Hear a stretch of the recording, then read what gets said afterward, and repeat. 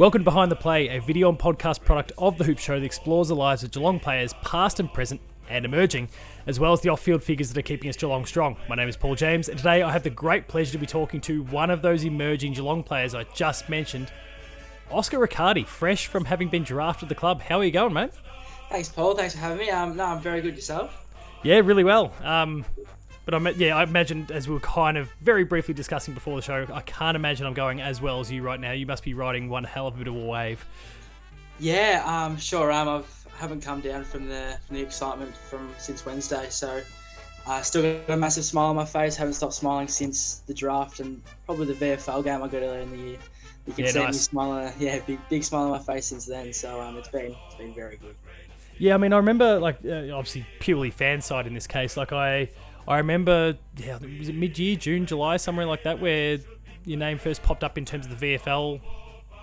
The VFL, yeah, is that about right, time-wise? Yeah, so I was luckily enough to get a couple training sessions in early year, June or July, and then in August, the second week of August, I think they were like, "Oh, we'll give you a game," because Falcons had a week off, sorry, and they were like, "Look, you've been showing great skill and whatnot," so they thought, look, they'll give me a go, and had a pretty good game, and was pretty 13 fortunate disposals and a goal.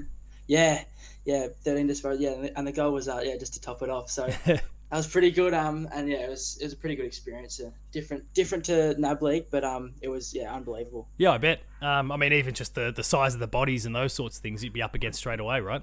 Yeah, we'll run onto the field next to Toby Conway, standing at, what is he, 210? Big boy, massive boy. And I look tiny because I'm a 178 or something at the time, and and I'm bloody 66 kilos at the moment. So look, wouldn't have been a great look, but and then running out straight onto the wing against Wanganeen Miller was a bit of a surprise. But look, it was all part of the fun, I guess. Yeah, no, I mean, hopefully there's more of those sort of moments to come. When an inevitable debut comes along, and sorry, I shouldn't say inevitable, but we don't want to count chickens and all those sorts of things. But when hopefully a debut comes along and all those sort of exciting moments, what was it like?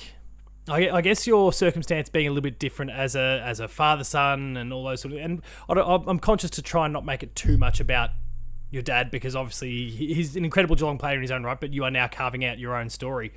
But it does, I guess, present a different sort of situation going into draft and rookie draft nights. What was it like? Because the Geelong had already kind of made an assurance. So if in the event that you weren't picked up during the primary draft, then there was going to be the opportunity, like they were going to select you guaranteed through the rookie draft. What was it like going into those couple of nights? I guess having that security already, like you already knew that you had a home. Yeah. Exactly right. It put a massive sigh of relief off and took a lot of stress off my back. I didn't have to worry about it as much. But look, going into the two national nights, I had a little bit of interest from other clubs. Yep. We were sitting there. We weren't too nervous. We were pretty sure it was all good. But yeah, I had Dad sit next to you on the couch and he goes, "I've never thought I'd say this, but I hope you don't get picked up tonight so you can beat Geelong." And yeah, we had a big smile on our face when the night got through and every club started passing that had a bit of interest. And then that night I got a phone call off Shannon Burns, and he goes, "Look, Oscar, if you want, we can get you in tomorrow and we'll start training." So from Wednesday morning, I was at the club and working alongside of some of those big names, Jai Clark, Ted Closey. And then as we were leaving, obviously Oscar Murdoch coming through as well. He rocked into the club, and as we were going, and it was good to see his face again. Love that bloke, and love the other boys too. Obviously playing Falcons with them this year, so it was it was a big sigh of relief, but it was also, look, a lot of hard work was into it, so I'm glad it paid off in the end.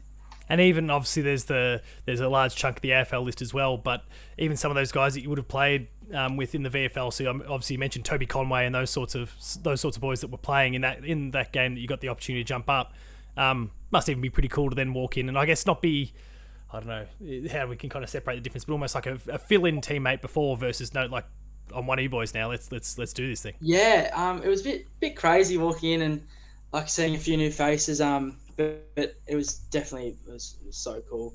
I thought I was talking to Teddy and Jai the whole day. Like, look at this. Like, this is one of the coolest things we could ever possibly do. 100%. And walking around talking to Tobes Conway and Mitch Nevitt, Ollie Dempsey. list goes on. Like it's a massive achievement and a huge bit of excitement as well. Yeah, I mean, there's boys in there that played a part in what was a successful 2022 campaign for the Cats too. So yeah, all really really exciting. I'm sure on top of all the normal stuff that I'd imagine any other draftee is experiencing or new draftee is experiencing. Yeah, exactly.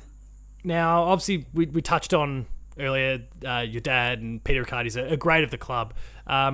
So what was it like for you before we get to these days where we're talking about being drafted and joining the club and all that sort of stuff? But as you were just kind of growing up with his legacy there, but also just you getting involved in the game yourself, like what was it like really early days?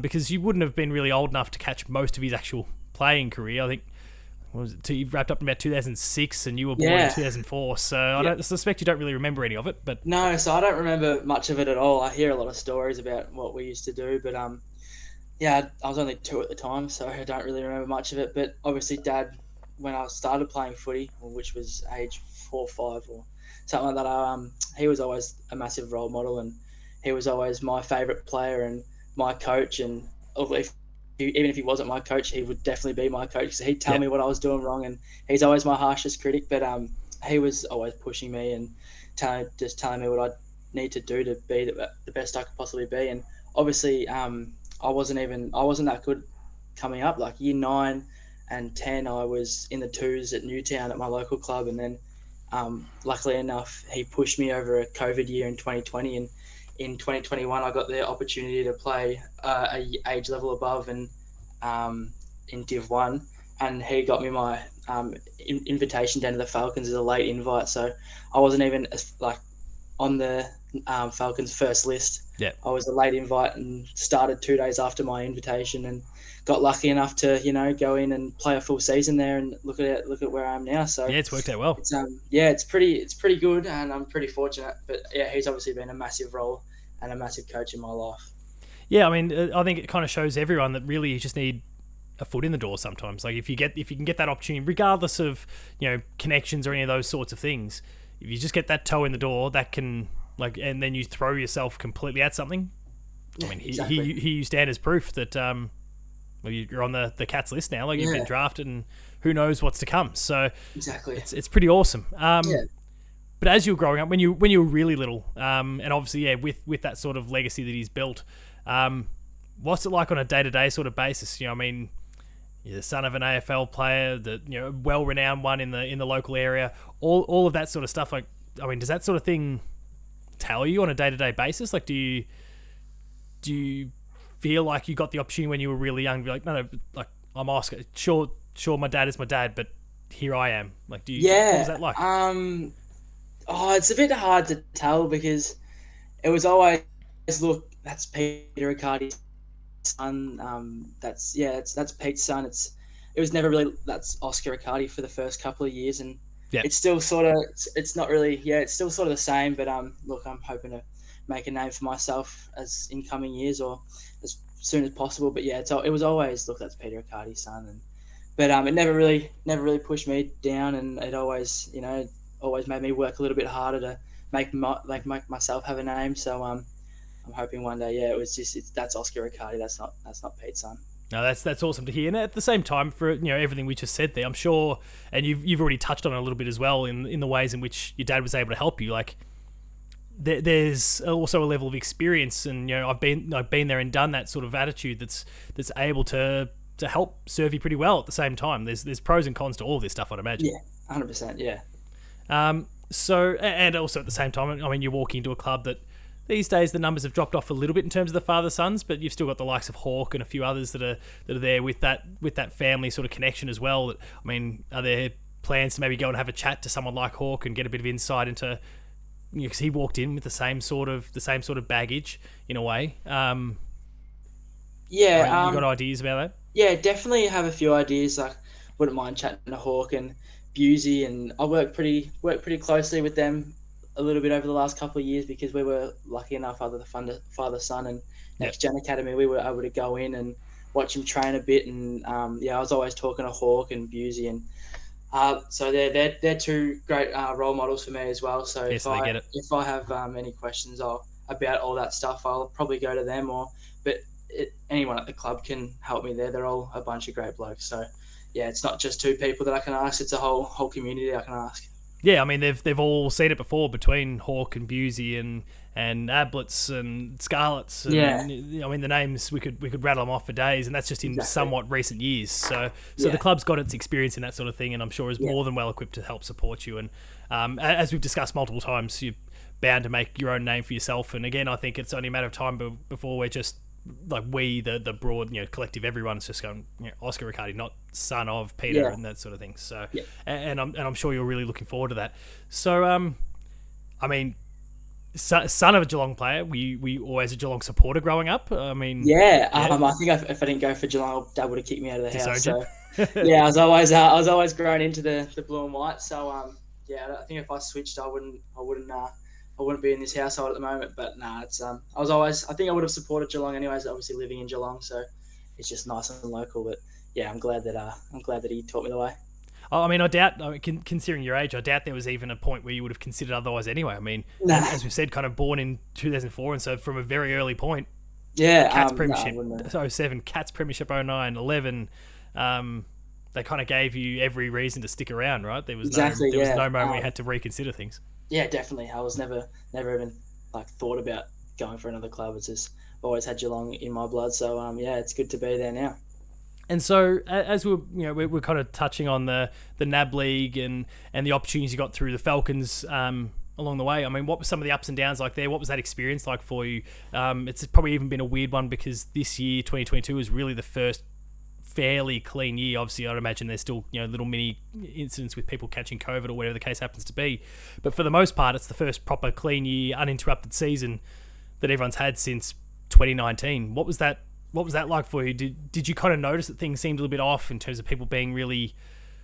I mean, was there any sort of especially conscious? Okay, we need to protect everyone. We need to do this to make sure we're not contracting COVID or anything, or was it all pretty pure? I guess? It was pretty pure. There was times that there was mini outbreaks earlier in the year, and we were really cautious about what we were doing. If we had sniffles, we'd have to miss training, or if we had a cough, we'd miss training. But it was pretty well looked after. I think the boys all did the right thing.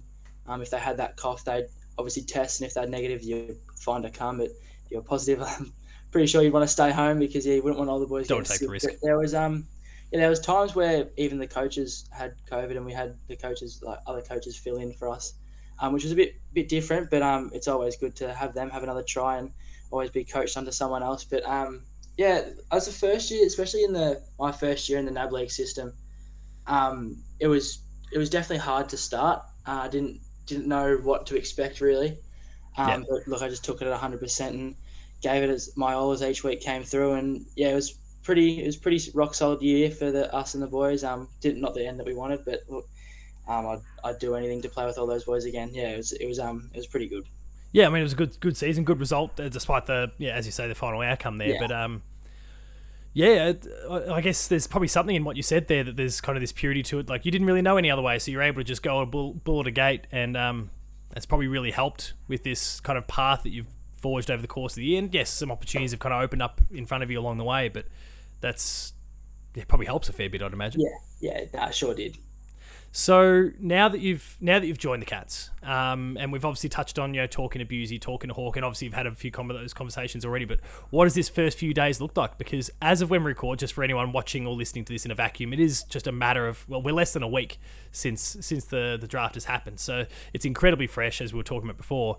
But what do those first few days look like? What's the plan from here? How do you, I guess, ease your way in? Probably considering what we just discussed, you're probably not easing your way in. You're probably trying to kick the door down, I hope. But what's it look like for you? So the first few days, I got after the draft on Tuesday night, got a call from Shannon Burns, and he said, "Look, Oscar, if you want to come down with Teddy tomorrow morning at 8 a.m, we can get you in for your first training session, since we already got you." So went in on a Wednesday morning at 8 a.m.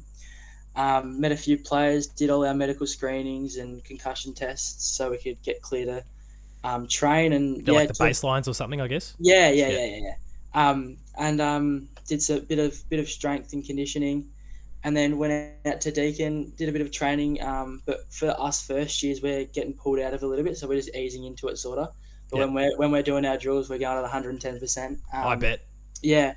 And so then we go back to the club, have lunch, and then after lunch do a weight session. And from there, you can either go on your recovery or just go home and do whatever you want for the rest of the day. And then Thursday and Friday, we had a academy group camp. So the 1st to 4 year players, we all went down to Mount Macedon. Oh, And my neck of the woods. yeah, and Actually, yeah. Did I see you guys might have been in Woodend, a gym in Woodend or something in recent days? So we went to Woodend on Friday to do we had dinner in Woodend on Friday night, and then went into a little, what was the school? There was a school that we went to do a bit of training. Might have been Woodend Primary, maybe. Yeah, might have been. And then went back into Woodend for some lunch. And yeah, so just went out to a little farm, and it was amazing place. And look, it was a great experience to hang out with all the 1st to 4 year players and get to know them really well on a different basis, because it was more about connecting and bonding than just footy. So it was really good to bond with them for day and a bit, and 2 nights, and then we came home Saturday morning, and I've just been sort of relaxing since then. But Geelong's had a bit of good weather, so I've been out a fair bit. Catch some sun. And then they've given us an Airbnb down in Torquay for the new draftees. So me, Oisin Mullen, Phoenix Foster, Jai Clark, Oscar Murdoch, and Ted Closey.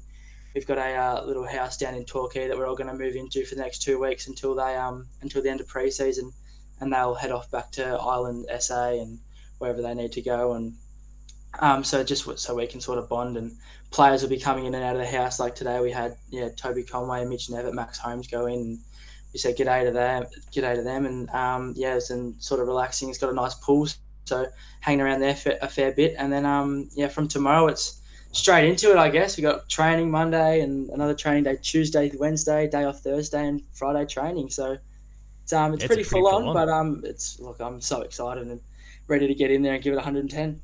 And so obviously you were talking about the fact that they're kind of pulling you out a little bit to make sure I presume it's so you don't burn yourself out or maybe try and bite off a bit too much. The stories I've heard, maybe it's still too early days, because as we're talking, as you're saying, it's really kind of tomorrow where things really start to click into gear. But have you felt that feeling that I hear, a lot of first year players talk about, where like the first few days of preseason, they come home and you think, oh sweet, like I've clocked off here, great, I've got the rest of the day ahead of me, and you're just gassed? So that was literally me on Wednesday. I got home, and for a little bit of a celebration, we went out for dinner, and I fell asleep at the dinner table out. Really? Yeah, so I was absolutely knackered. I dozed off for about 5 minutes until Mum and Dad actually realised that I was asleep, not on my phone. You weren't just resting your eyes.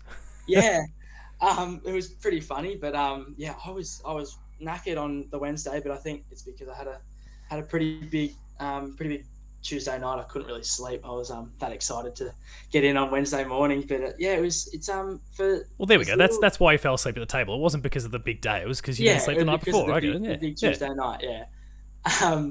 But yeah, no, I was they work you pretty well, and they manage you amazingly. So look, as much as you want to keep going, it's probably for the greater good, and you don't want to get burnt out too early. So you can complete this pre-season and not hopefully work your body too much and overtrain.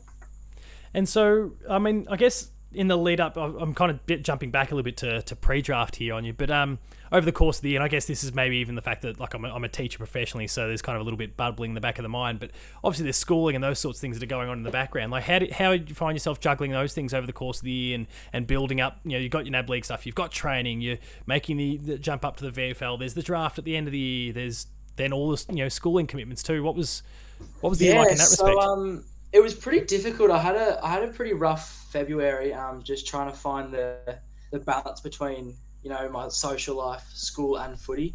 I was struggling a fair bit, and I'd love to thank Mum and Dad for carrying through me all February and helping me find my balance of my social life, my schooling, and my footy life. And they played a massive part in my life this year, and obviously helped me through that little rough patch of my year and helped me get through all that. It definitely set me on a path where I needed to be, and ended up completing exams, and I was very thankful for them. And as soon as exams were over, it was a bit of a relief, and I was able to sort of lie down and catch my breath and be like, look, it's all sort of coming along now. And obviously then knowing so before exams, I knew that they were going to commit to me. So that was a massive relief off. Yeah, one weight off the chest. Yeah. Yeah. And it was that took so much weight, off my chest, and I was able to relax and then really focus on my exams. So finishing exams were a massive part as well. So as soon as they were done, I was nice and relaxed and just waiting. Waiting for what felt kind of like the inevitable, right? Yeah. Which is again a good feeling. But you touched on something there that, I mean, I didn't even kind of address it when I was leading into the question there, but it is a super important pillar that I think often gets lost by kind of those on the outside kind of watching when it comes to draftees. Like we spoke about, school, and we spoke about footy, but that social aspect is a huge part that I think, like most of us who don't have that third pillar necessarily, whether it's, preparing for, the draft or working a second job or whatever people's thing happens to be, that something usually has to give in that sense, and it can often be the social life. So you kind of highlighting, I guess, the importance of that and how like that presented its challenge early on, I think is a really important thing that I hope people take away from this. Again, not just exclusive to footy, but like you've highlighted it really well there, that's an area that if you're not careful about, especially off the back of a couple of years where everyone was isolated as well, it could be really problematic. Exactly. It's good to have a really strong network of friends too. They worked really close with me. Like my group of best mates, we're all as tight as anything. So we worked through it all together, and they supported me 100%. And obviously, I had to miss a fair bit of things due to footy commitments. But look, it's all part of the game. And look, if I really wanted to make it, it's what I needed to do. And obviously, missing those things set me up on a good path. I mean, it's awesome to have friends like that. But how do you? I mean, you kind of talk about the fact that they're there and they're supporting and those sorts of things. How did you specifically, I guess, kind of make that work? Because it is a case of, I guess, for anyone who has worked that second job, it is a case of you've gone from school, you're straight into footy. There isn't necessarily much of a break there, and obviously quite possibly coming home pretty well knackered at the end of it. Maybe not falling asleep at the pub table, but still pretty exhausting sort of day. So, I mean, how did you find those times without wanting to poke and pry too much, of course? They were pretty good with it. We all live pretty close, so whether it's we were just hanging out at school, we made the most we could at school, and we always had a great chat and mucked around what we did or blah blah blah during your recess and lunchtime. Yeah. And then obviously they went out and they did their things on the weekend. They went to parties on a Saturday night when I was playing a game on a Sunday, and they were like, "Oh, give me a bit of FOMO and I wish you were here." But like, obviously Dad was telling me, "Look, mate, when I was your age, look, I had to give up these things, and if you really want to make it, it's one of the sacrifices you're going to have to give." And obviously, I made that sacrifice and missed out on fair few things this year. But look, they always gave me the rundown on the Monday, so I felt like I was there basically. So it's it didn't really faze me too much. But look, I wasn't really much of a go out on the weekend and drink as much as you can type of guy anyways, because it's not what I did or what I do, and my mates aren't really like that either. So we're sort of strong in that sense. They wouldn't go out obviously every weekend and get drunk and whatnot, but they'd go out, they'd hang out on the Saturday night, they'd just do their own thing, go to the movies and go kick the footy when I've got a game on, and just it's you miss out on those little things, but look, they always make sure that I'm all right and that I'm doing what I need to do, and they always supported what I was doing. So they were really good during this year.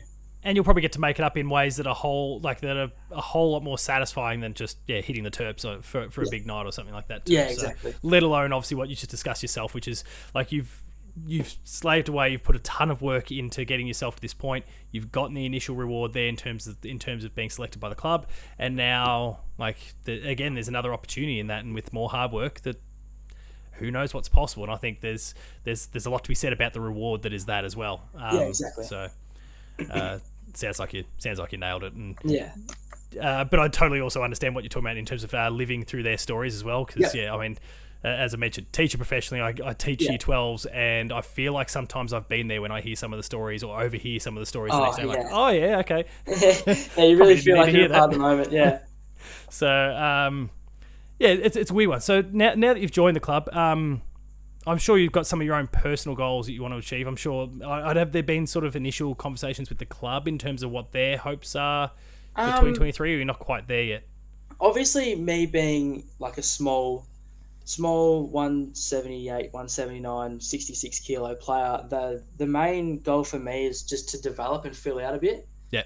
So if I manage to be able to fill out and put a few kegs on and here and there, just be able to do my thing, get a bit stronger around the hips and my legs and the upper body. So that's like one of the main goals, especially for me. That's what I want to do, and that's what you're going to need to be like if you want to play at this AFL level. So obviously the main goal is to just put as much on, or not as much on, but put enough on to The put right me amount in a good position to maybe weigh up and get a game, and if not, play at the best VFL, or look, even if I'm missing out on weeks because I'm not fully developed yet, look, it's gonna be tough, but look, it's what you got to do, and it's just all sort of part of the process. So if I'm able to do that, then look, I'm probably more likely to be pushing for a game than not. But that's just the main goal at the moment, and haven't really discussed more than that. No, that's fair. And I mean, putting in the hard yards, like we've cycled back to that a few times. Like these things take work, and then you get the reward, and then you get the satisfaction, and then you get the achievement. And so, obviously, as you say, like there's a little bit you got to do in your own, in terms of your own development. And I mean, I think speaking on behalf of everyone watching and listening now, I wish you all the very best luck in terms of, I guess what you get from those gym sessions, because they can be a bit of a slog, right? Yeah, they're not gonna. They're gonna be fun, but they're gonna be tough, and I'm gonna pull up pretty sore. So, but look, it's what's a few more nights falling asleep at the pub table. Oh, just a few. So now that you've joined the club, is there anyone beyond? Obviously, we spoke about Tom and Jed, and obviously some of the first to fourth year players that you've already had a chance to meet. Is there anyone that you're particularly keen to work a little bit more closely with, and I mean anyone that maybe you're trying to model yourself on specifically that you'd like to be able to emulate in some ways, or pick their brain a little bit more than? No offense to anyone else, but than maybe some of the others. Yeah, definitely Max Holmes. I watched him play throughout the whole year, and he's who I based my game off, and so I've been as close to him as possible and asking him a million questions, probably annoying him by now, but look, it's what I'm going to do to learn how to play his role, and that's what I aspire to be like him, and on and off the field, because he is an amazing bloke off the field, and especially and an amazing bloke, amazing player on field. So he's definitely someone that I've based my game off, and he's the closest that I play like. So it's good to especially be at the club now with him. Having him there is a great outlet. So I definitely talk to him a lot. And at the same time, I think all these things are cyclical. Like you Max has come in, and he would have had, obviously there's some incredible players still there around him that I'm sure he was modelling himself off. I'm sure someone like an Isaac Smith, for example, with his career and playing in a very similar position, I'm sure was a huge influence as well early days. But like I think that's what every player goes through at some point, where they come in and they're just it's take and take and take from everyone else. You're trying to draw as much knowledge as you can, and then eventually you get yourself to a point where it's then your opportunity, and it can sometimes be a couple of years, because I mean you speak about Max Holmes, like what's this? He's going into his third season now. Yeah. So I mean he's super early days, but already he's in a position now where he's able to give back and support and help. Yeah. And all things going well, in a couple of years you'll be in the exact same sort of position where you've learned a lot from those guys, and you're in a position that whoever gets drafted in the next couple of years, you'll be able to give back to them too. So 100%. I think it's a really awesome kind of approach that you're taking there. Yeah, he was the perfect player to base my game off, because his endurance and his outside run was something like mine, and Dad was like, look, if you watch him real closely, you'll learn a lot. And now that I can personally work with him on and off the field, and the trainings and all that, so it's try and keep up with him. Try and keep up, but look, we'll see how that goes. Yeah, he's pretty quick from everything I've seen, so I wish you good luck in that one. Oh, thank you very much. I'll need it. So as we start to wind things down, a few lighter ones. You've joined the club. We've touched on, obviously Max is someone that you really, really want to learn a little bit more from. But is there anyone at the club that you've really idolised for a long time that you just love to? Well, you just, I guess even now maybe kicking yourself that, oh my god, I'm in the same team as whoever. Yeah, I think it goes without saying Patrick Dangerfield. Like Yeah. being alongside him and being in the same locker room as him, it's pretty crazy to think about. Like I'm just a kid that has watched him play his whole career basically, and now I've rolled in and I'm watching him train and watching him closely, and he's definitely been a big role model, and he's definitely one. And Tom Stewart again, he's a very big one that I've been watching grow up and play through these last 6 years. Yeah, it'd be pretty close to that now. Yeah, 6 years, and they're two massive names. And look, there's the list goes on. Like anyone there, really. I'm just so excited to be around the whole club at the moment. My head's still spinning every time I walk in there, so it's pretty cool. Do you get? I mean, outside of passing out at the table, do you get the opportunity? Like, are you finding it hard to just switch off from it and be able to, like, when you're home, go, okay, look, I'm home, I can unwind, or are you still swimming in a little bit of that excitement? Yeah, it's good. Mum and Dad and my little brother all know that it's once I'm home and from a long footy day, they don't want to talk to me much about footy. Like I'll give them the rundown on what I did, and then that's that. We won't talk about much footy unless something pops up. So they sort of take my mind off it quite a bit, and obviously running around with the little brother out in the backyard playing basketball. Yeah, he runs me amok, and it definitely takes my mind away from all the stress and all the excitement as well. Yeah. So continuing that trend of some of the lighter questions as we wrap up, setting your dad aside, because I wouldn't want to let any bias get in the way here. Who's the greatest cat that you've ever seen? Joel Selwood. That's fair. Has to be start of career. So yeah, it'd be Joel.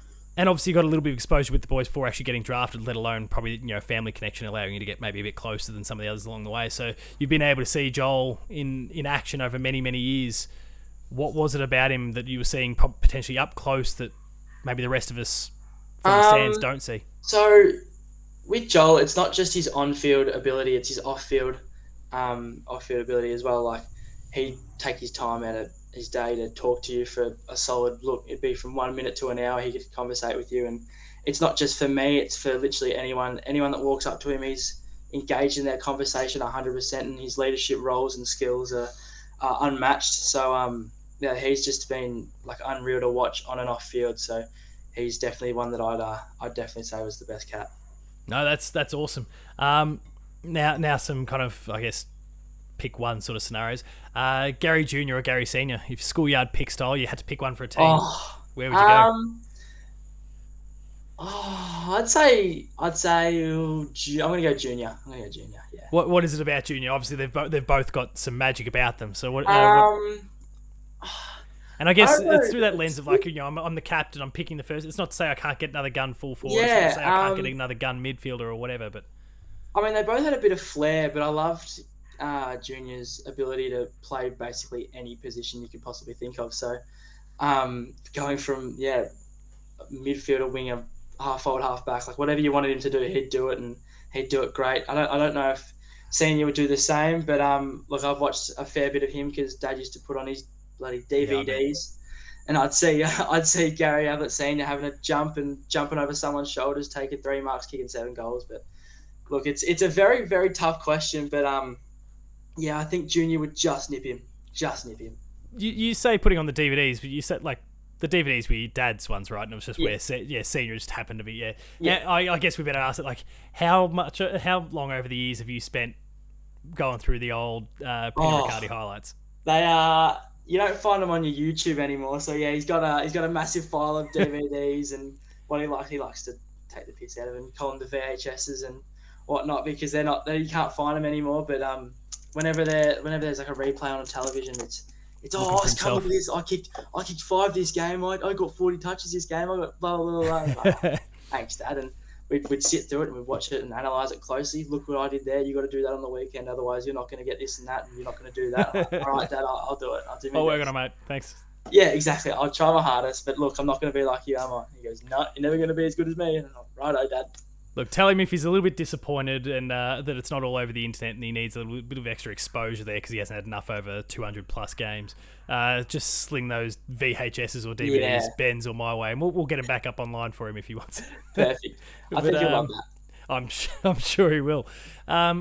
So you've obviously been drafted with a bunch of other amazing guys, and I hate to do this to you considering you've only just started, but if there's one that this is a really harsh question considering you're all just coming in with them, but if there's one that the Cats fans should be keeping a really close eye on, who would you suggest they keep it on? We've obviously heard lots about Jai Clark as an example with the first round pick and those sorts of things, but yeah, obviously I think it goes without saying. Well, obviously having all the media around Jai, he's they're calling him the next Joel, but look, who knows? But he's obviously him captaining me, and also Ted captaining me and playing alongside Vic Country Oscar Murdoch. It's a hard question, but we can all, if you watch them all closely, they'll have great leadership skills, and it's hard to just pick out one. But look, they're all the same person off field, so they're it's a very hard question to sort of go across. But keep your eye on.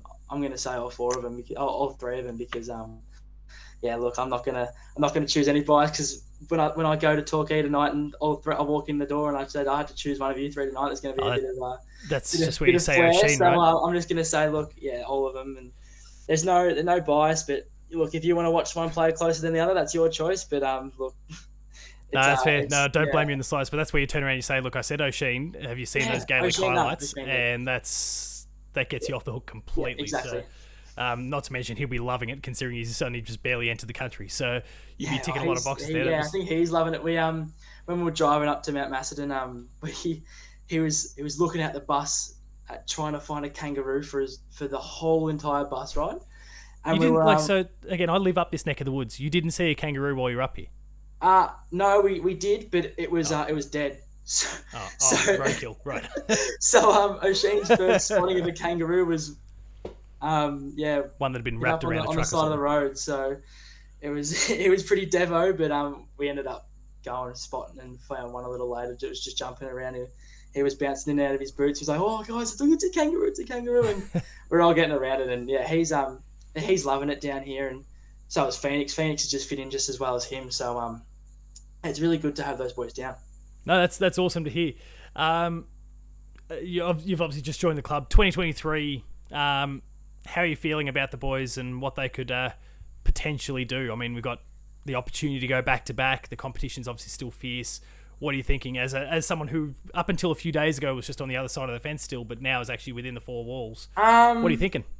Look, we could definitely go again. I'm sure the club and the boys have all the talent in the world to definitely go back to back. It's just if we use it right and see what we do. But yeah, as you said, the competition is very fierce, and look, it's just going to get better and better each year. But they have 100% capability of going back to back. So I'd say put all your belief in the boys, because look, they might as well just get it done again. Yeah, no, I'm totally with you, and chock full of hope going into a new season. Yeah. Exactly. Oscar, I really appreciate you coming on the show, sharing this journey so far, and obviously you're at the very beginning of your AFL career, but I hope that in the next few years we're chatting again and getting to talk about all sorts of incredible accomplishments, and I suspect that'll be the case. So thanks so much for coming aboard. But also, if people want to learn more about what you're up to on the day-to-day, where should people go? Look, I've got an Instagram handle above your head in the video version, just FYI. Yeah, Instagram is Oscar Riccardi, so just type that in and you'll probably see what I'm up to every now and then. But look, I'm not on it all the time. But if you want to, that's probably the best place to keep up with me. And if not, just I'll definitely channels. Yeah, I'll definitely be on here again. So good to hear. Tune in again. You'll hear what I've been doing recently. Looking forward to it. As I said, thank you so much for coming on the show and sharing this journey so far. And yeah, as I said, really, really excited to have you on again in the future. Thank you very much. Thanks for having me. I hope I am back on in the future very soon. No, looking forward to it. And Cats fans, please make sure, if you haven't already done so, subscribe to The Hoop Show on YouTube, as well as Behind the Play on podcast feeds. And if you want to get early access to these episodes in the future, make sure to hit up the Patreon as well. All those details are in the description across all platforms, so make sure to check that one out. And until next week, remain Geelong strong, or next time I should say. Until next time, remain Geelong strong, and we'll see you next time.